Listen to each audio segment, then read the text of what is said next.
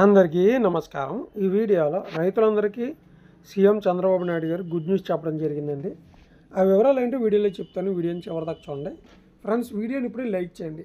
అలాగే మీరు ఏమనుకుంటున్నారో కింద కామెంట్ కూడా చేయండి. పథకాలు ఎప్పుడు వస్తాయి ఏంటి అనే దానికి. ఓకే, చూడండి. ఇప్పుడైతే వరదల వల్ల విజయవాడలో అయితే చాలా ఇబ్బందిగా అయితే ఉంటుంది. అయితే రైతులందరూ పంట నష్టపోయారు. అట్ ద సేమ్ టైం పంట పెట్టుబడి సాయం కోసం అయితే ఎదురు చూస్తున్నారు. సో ప్రభుత్వం అయితే కొత్త వెబ్సైట్ని అయితే లాంచ్ చేయడం అయితే జరుగుతుంది. ఇంతకుముందు రైతు భరోసా వెబ్సైట్ అయితే ఉండేది. ఇప్పుడు అన్నదాత సుఖీభావ సంబంధించినటువంటి కొత్త వెబ్సైట్ను లాంచ్ అయితే చేయబోతున్నారు అనమాట. సో పాత వెబ్సైట్ని మోడిఫై చేస్తారా, లేకపోతే కొత్త వెబ్సైట్ని సృష్టించి మరలా దానికి డొమైన్ నేమ్ అన్నీ ఇచ్చి లాగిన్ అవ్వమంటారు అనేది అయితే చూడాల్సి అయితే ఉందన్నమాట. సో ప్రస్తుతానికైతే ఈ యొక్క వరద ప్రభావిత ప్రాంతాల్లో తిరుగుతున్న చంద్రబాబు నాయుడు గారు మనకి పండగ దినాల్లో ఈ యొక్క అన్నదాత సుఖీభావ రైతు భరోసా డబ్బులు అయితే రైతుల ఖాతాలకు మొదటి విడత అయితే విడుదల చేయాలని ప్రభుత్వం అయితే చూస్తుంది. సో వెబ్సైట్లో అప్లై చేసుకోవాలనుకునేవారు మీరు సచివాలయంకి వెళ్ళాలి. మనం అప్లై చేసుకోవడానికి కుదరదు.